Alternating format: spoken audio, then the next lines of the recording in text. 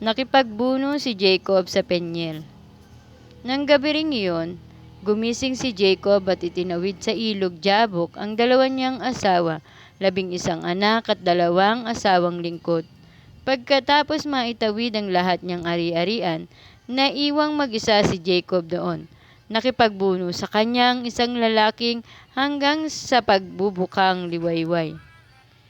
Nang maramdaman ng lalaki na hindi siya madadaig, hinampas niya ito sa balakang at ang buto nito'y malinsad. Sinabi ng lalaki, "Bitawan mo na ako at magbubukang liwayway na. Hindi kita bibitawan hanggat hindi mo ako binabasbasan," wika ni Jacob.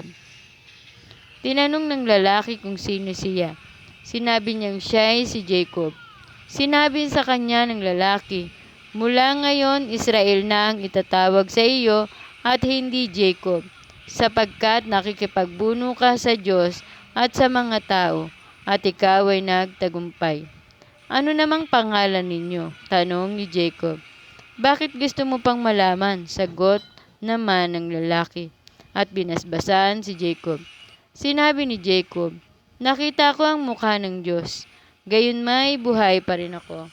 At tinawag niyang Peniel ang lugar na iyon. Sumisikat na ang araw nang umalis siya roon at pipilay-pilay na lumakad.